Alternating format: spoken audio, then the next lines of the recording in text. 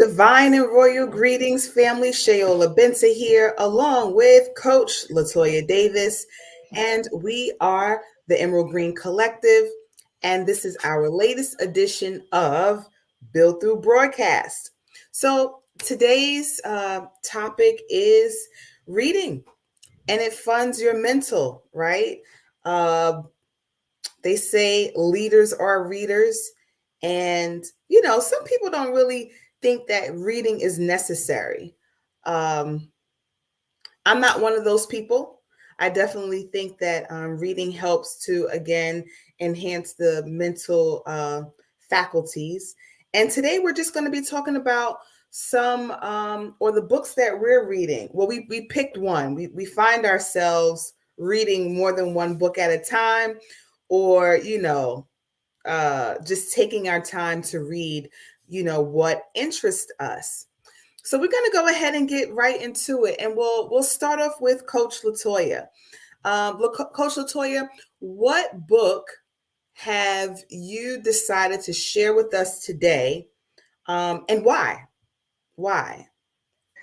Yes, so I chose The Awakened Family by Shafali Tasselberry. I'm not sure if I pronounced her last name right, but Dr. Shafali, that's what she's called on. That's what she calls herself.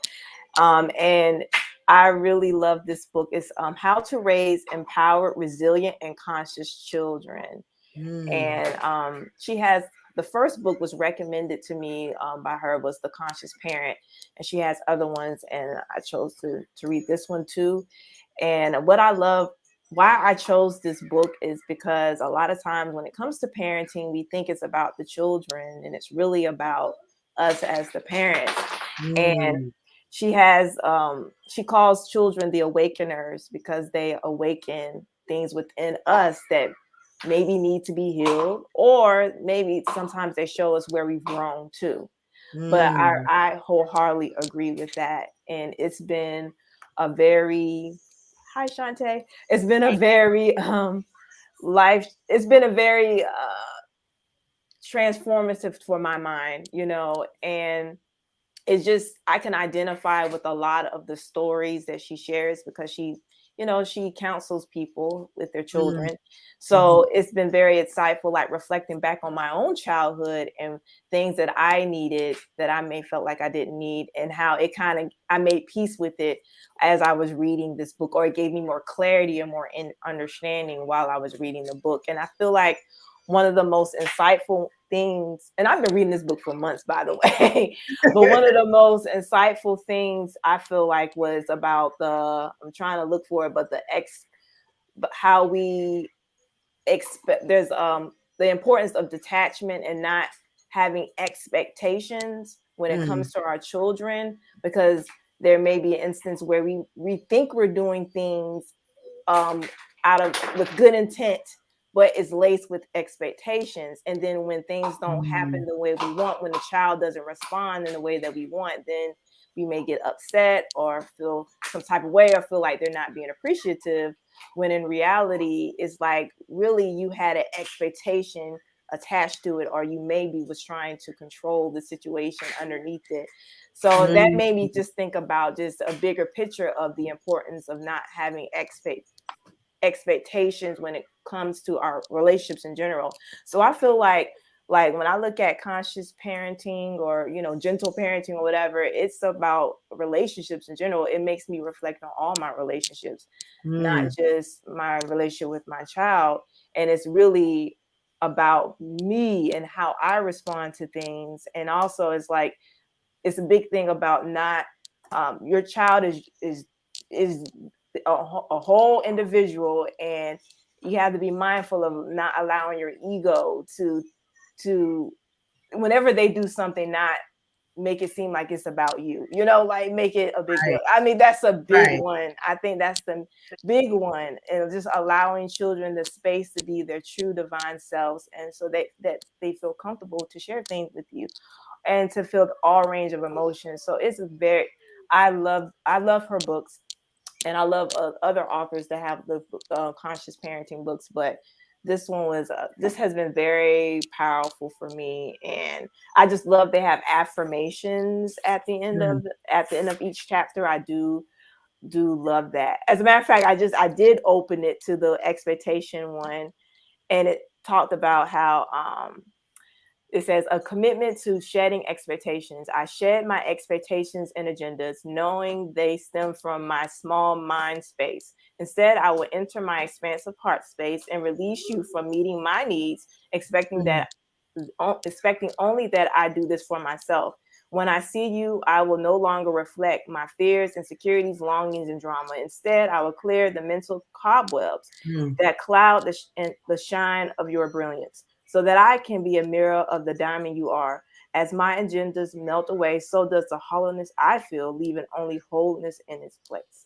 So that's if I would end it with that. But yeah, this is very empowering, and I feel like I am breaking a lot of I guess paradigms or things that don't serve, I remember from my own upbringing, just, appreciating what was, but also releasing so that my child can be a true free Black child. You know what I'm saying? Just that's what I feel like I'm raising right now, and I see it, so I'm very grateful for her, and just in her all her essence, she's very courageous, very just very different from what I was. I can say I had to work through that, but that's part of my life path. I had to go through whatever I had to go through to be where I am, so that she can be who she is. So yeah, but that's pretty much it for that. But I have a lot of books. I'm a book nerd.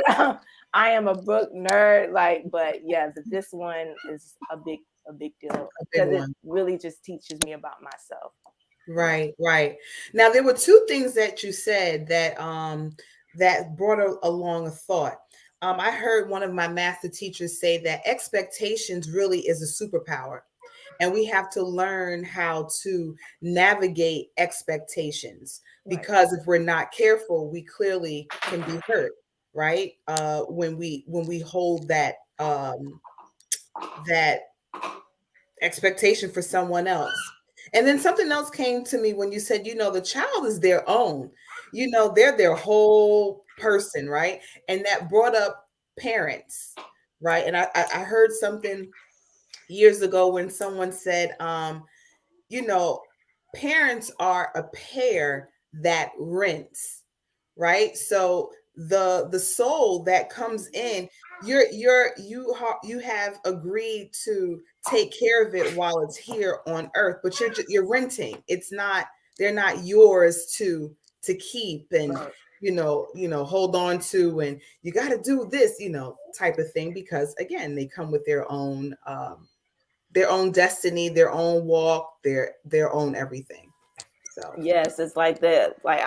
She just came through me. It's like a vessel. I was the vessel she came through, but she told me very early on that this is her life. I was very understanding when she came into the earth realm that this is her life, right. And I'm just here to support her and hold space for her and guide her. That's the biggest thing. Yeah. Right.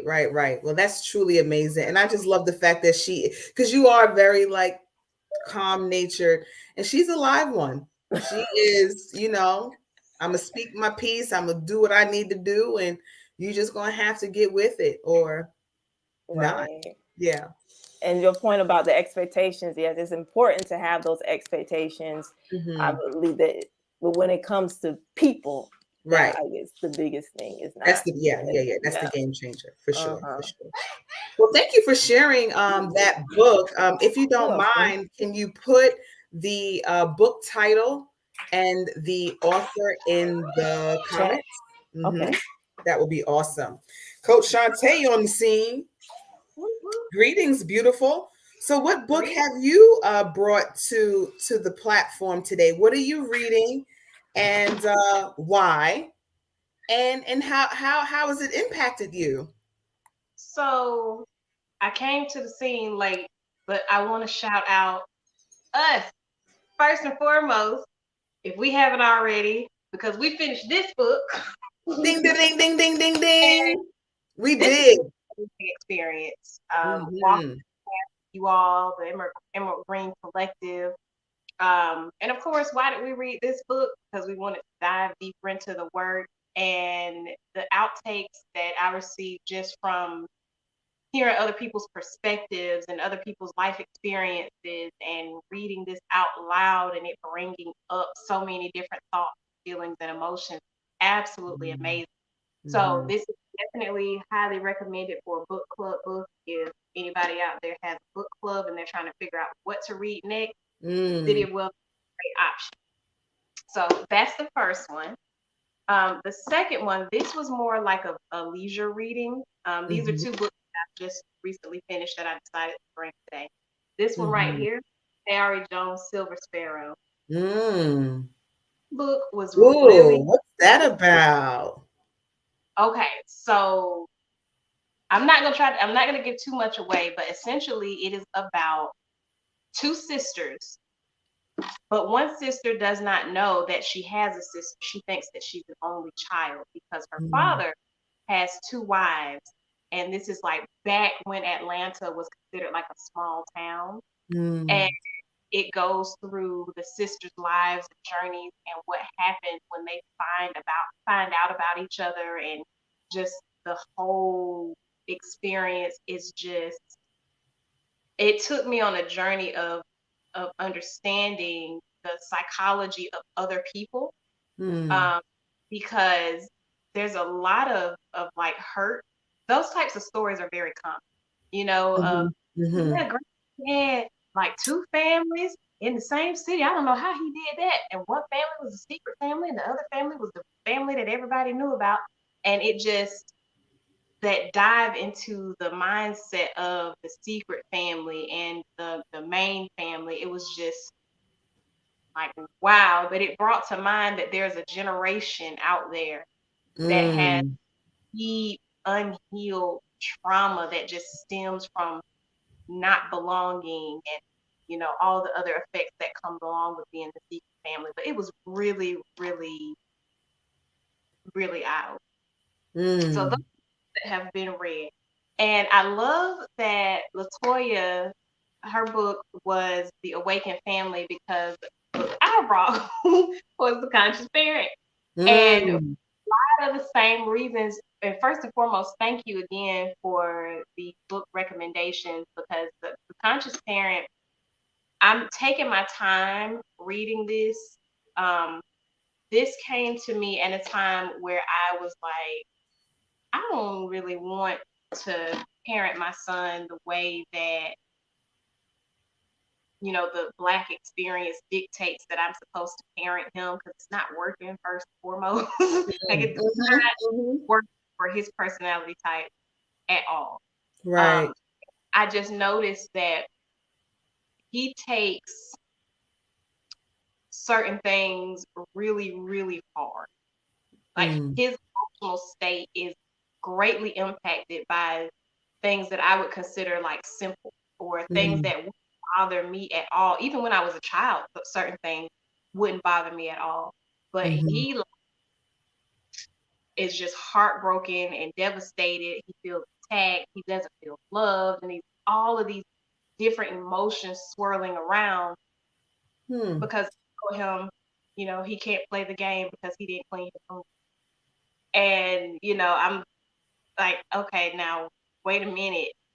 That shouldn't elicit this type of response. So this brought about a lot of really helpful tips and tidbits. And the day that I got it in the mail, I opened it up, and the first thing that stood out to me, or excuse me, the first page that I turned to was chapter 2. And chapter 2 is titled, if I can get to the page, The Spiritual Reason We Birth Our Children. And I was standing on my porch, and I just ripped the package and opened it, and I was all excited. And I started reading it while I was standing on the porch, and I highlighted a bunch of stuff. So a couple of the takeaways, to shift to a more effective way of relating to our children, we must be willing to face and resolve issues in ourselves that stem from the way we were parented. And then the next thing I highlighted says, only to the degree we as parents are attuned to our own being will we know how to help our children attune themselves to their unique essence. Mm-hmm. And I was like, wow. And then a hummingbird flew up in my face, and I had to come on in the house real quick, like. But this book, when I started reading from the very beginning, it just everything that I wanted to be as a parent is what the conscious parent talks about. Mm. And it was so divinely aligned because I was just really searching for that specifically. Like as I've talked about before, I'm my child's only living parent. It's Mm. just me and him. Dad passed in 2020, right before the pandemic.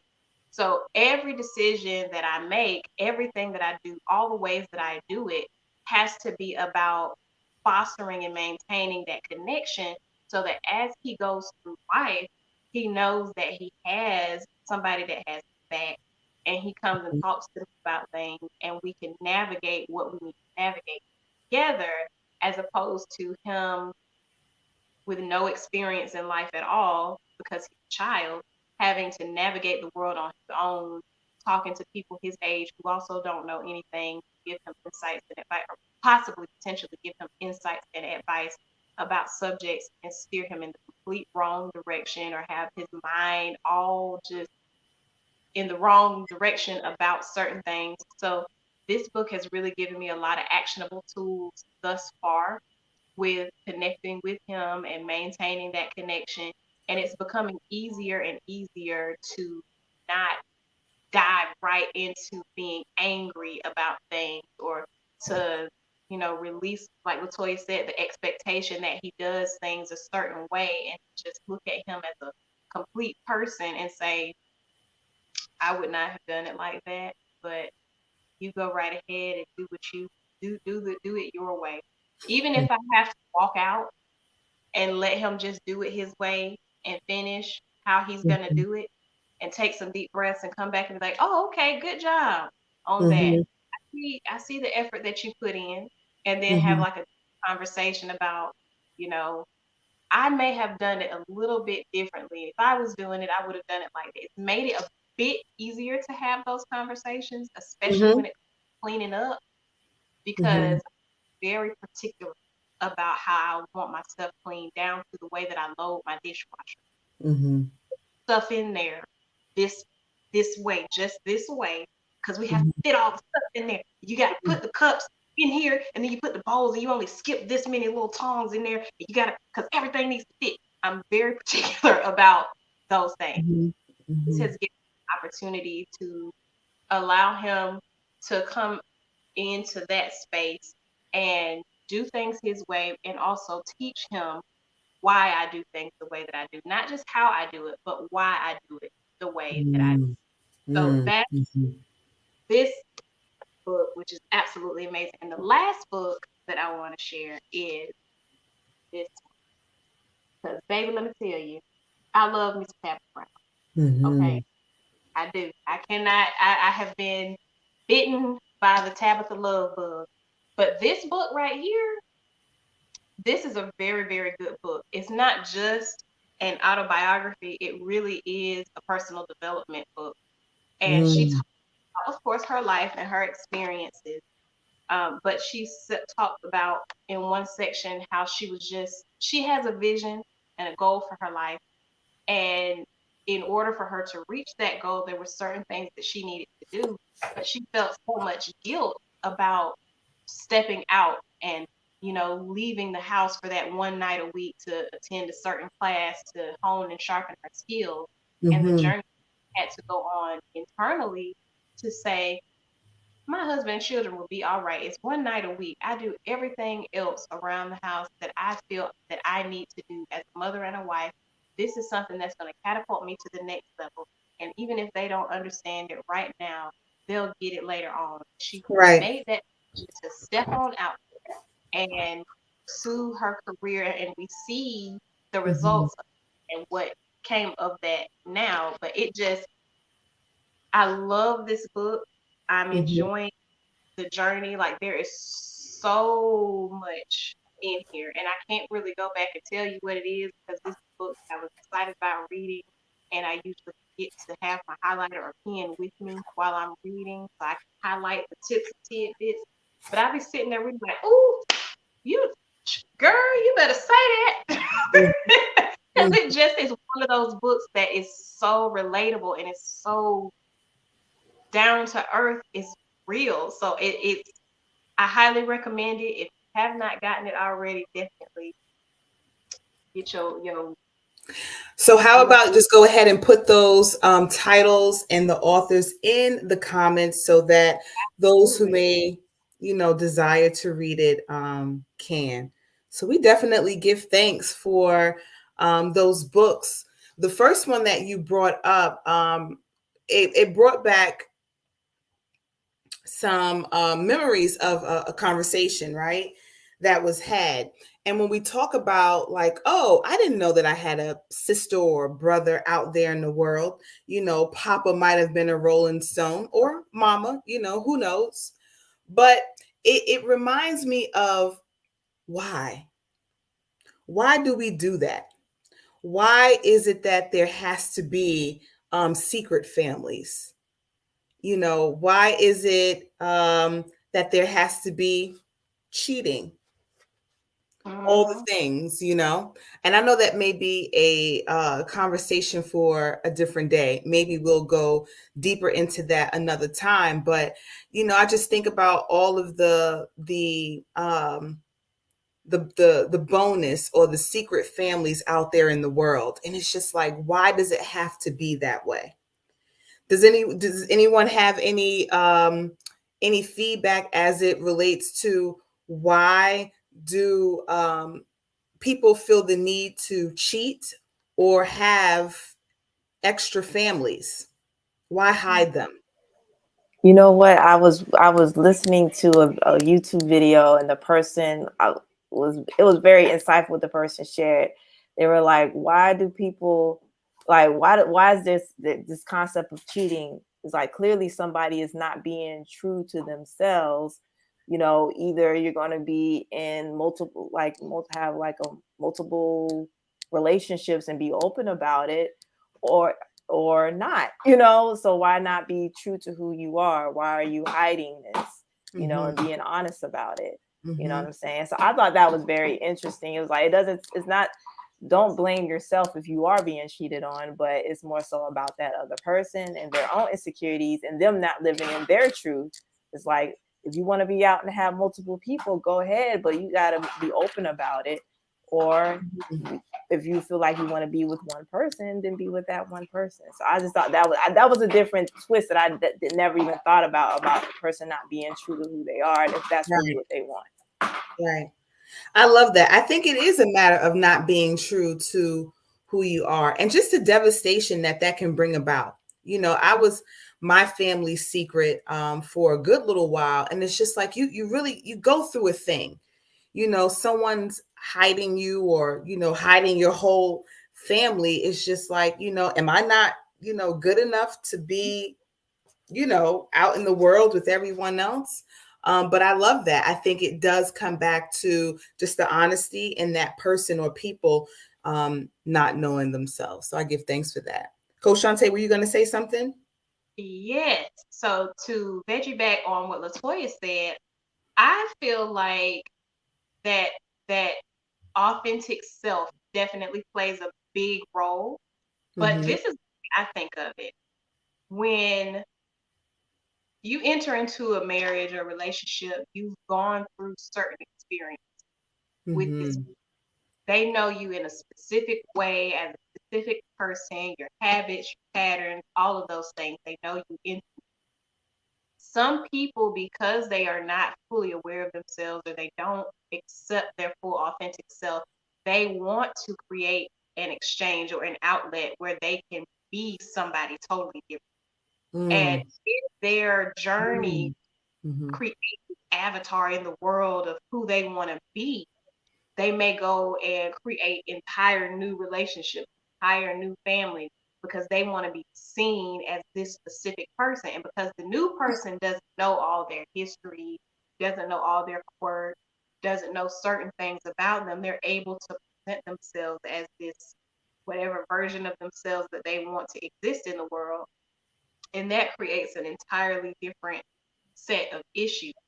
And it's really odd that that's the psychology of certain people. Like they feel like they can't fully be themselves, so they have to, you know, to destroy essentially other people's lives in order for them to be fulfilled or happy or whatever the case may be. And it's really dangerous.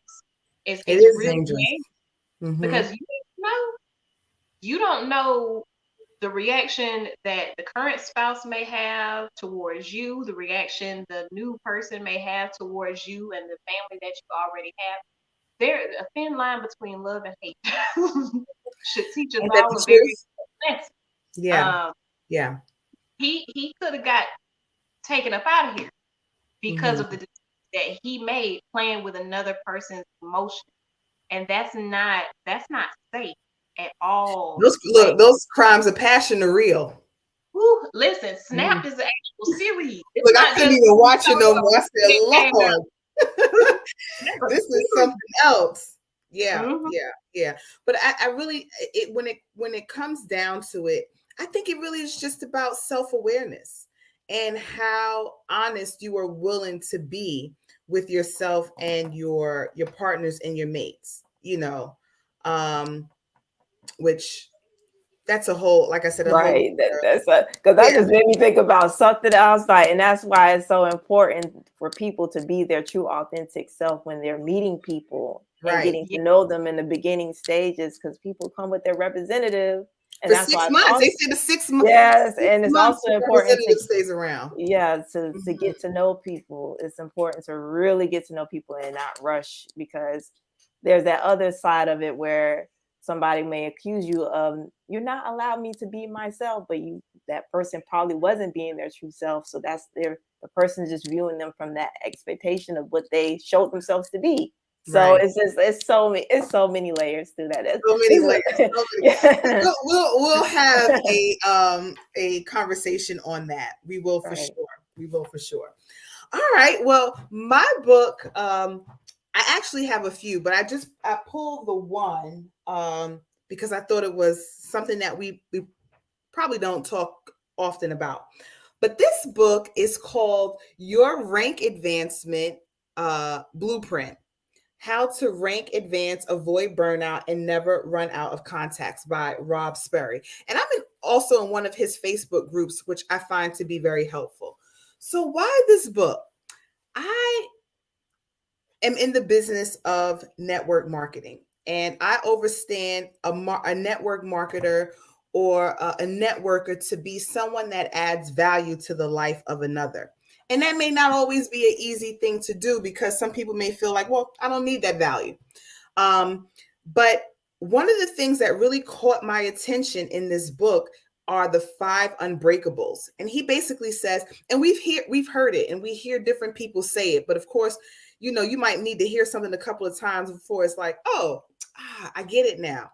But those 5 things that you commit yourself to doing every single day to help you not even so much rank advance in a business organization or what have you, but to rank advance in your life, right? So just learning to do the basics better. So this little portion here, it maybe talks a little bit about what we've been saying all along. This subchapter is called shape shifting. The best advice I can give people in this phase is don't be a shapeshifter. Think about the movies that have shapeshifters in it. A shapeshifter can become any person or object they want to be. They usually end up shifting into whatever thing is going to make it least uncomfortable in that moment. If you need something, they shift. Shapeshifters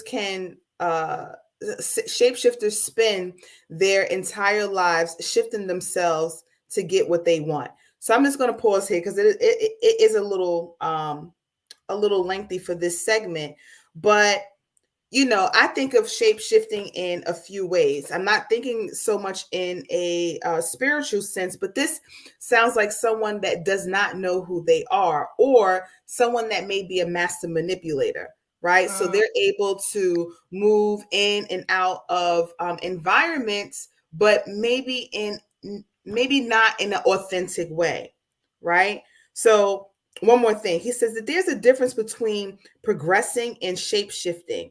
I am definitely not a person that I was 3, 10, or even 20 years ago.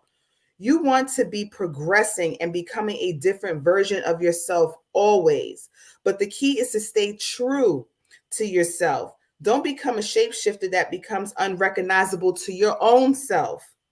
Don't become something entirely different for the wrong reasons. And I love that. As a recovering people pleaser, you try to be, here again, that's that uncertainty of who and what you are, but you try to show up in different ways, to either make other people feel comfortable or to promote an outcome that you're looking for. But I really found that to be super helpful, because the one thing that I'm learning on this journey, this game called life, is just being yourself, good, bad, or indifferent. And people are either going to love you or not, because you are the bestest person or not the bestest person. Either way, it really doesn't matter. And I can say that that's one lesson that my mother instilled in me from young. People are going to like you or not like you just because you are. So why not be all that you are to your core, and just live. So I say thank you, Rob Sperry, for this body of work. It does help to change perspective. So I'll add this to the comments. If anyone in the marketing field, network marketing field, this is a great book.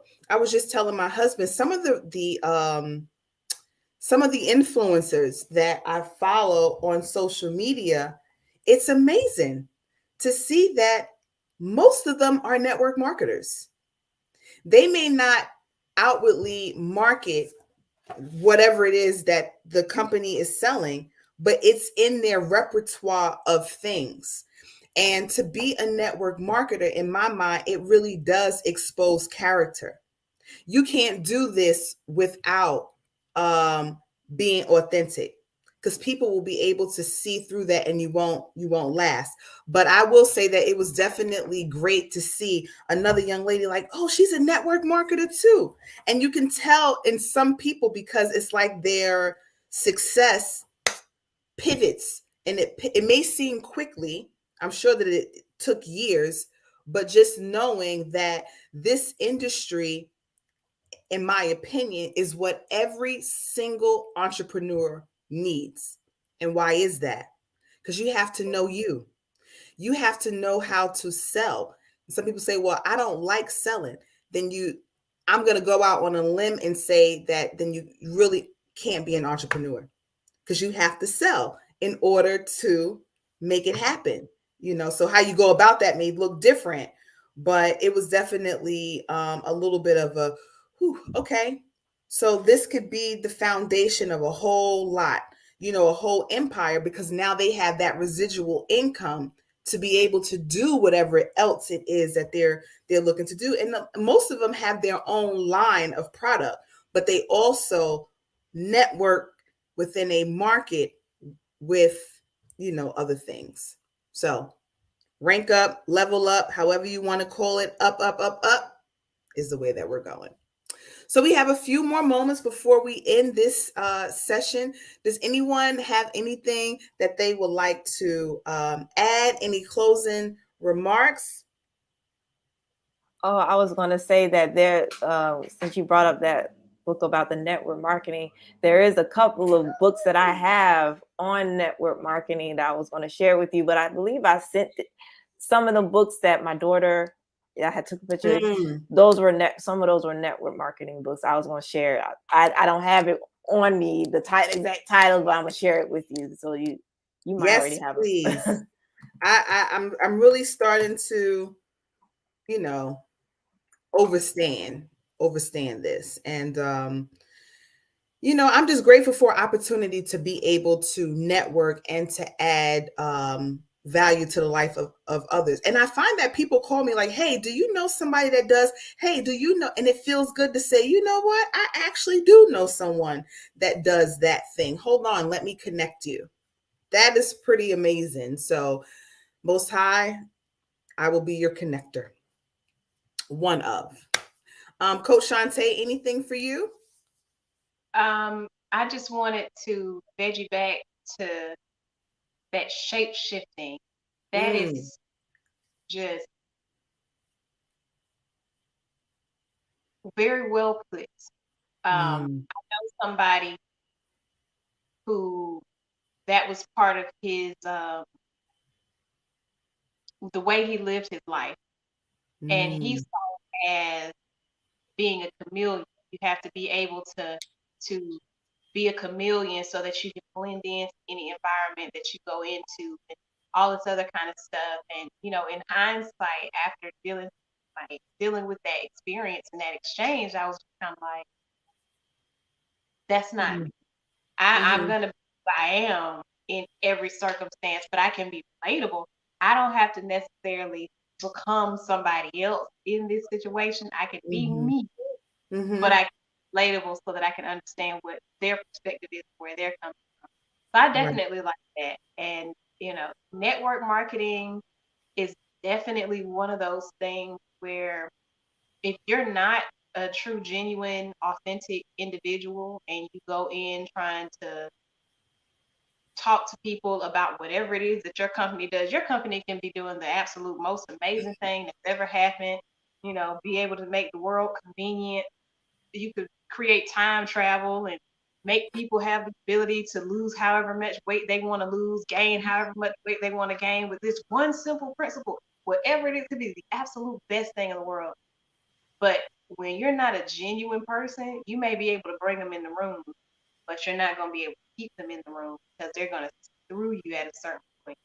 And I've seen that in a lot of the network marketing opportunities that I've done over the years. Like there's people that have so much charisma, so much passion about what it is that they're doing. And then the closer you get to them and the more you get to know them, the more you realize, I don't really want to be associated with you because that right there, I don't want people thinking that I behave that way or I think that way or talk to people that way, treat people that way. So it's really very important to, no matter what business that you get into, that you are able to be a genuine and authentic person and create genuine and authentic connection, because that's where the true wealth is in genuine connection. People. And Yeah, that's right. I definitely agree. I definitely agree. And I think that even if, and I've had friends who say, well, I was doing something that I love, but I just didn't like the leadership. I just didn't care for the people. And what I say to that, right? Because where I am, I absolutely love what we offer, especially in this hour, that my goal is to stick and stay no matter what happens. We have fantastic leadership and I'm grateful for that. But even if the leadership was like, you know what, I'm just going to swerve over and I'm going to keep going, because unfortunately enough, people are people. And, we're all one decision away from, so just being genuine, like you said, I think that's the best thing, that you can do. And even when you make mistakes, like people allowing that grace, especially if this is something that you have taken on as a profession, but it definitely exposes character. And if you don't have character or you're not working towards building your character, network marketing is not for you. It just isn't. So, but here we are. We've reached the 40-minute mark. And, we say every week we strive to keep these short and sweet. But we hope that you would share, even subscribe to the Emerald Scarab. Soon we'll be moving over to our own platform. We are building our character, one step at a time. And we're just grateful that you share space with us. And we hope that we are adding value to your life. So if you would like to book a consultation for wellness and so much more, feel free to visit the emeraldcollective.com and take a look, see what you can see. And we would love to work with you. So until next time, we say peace, light, and wholeness. Peace.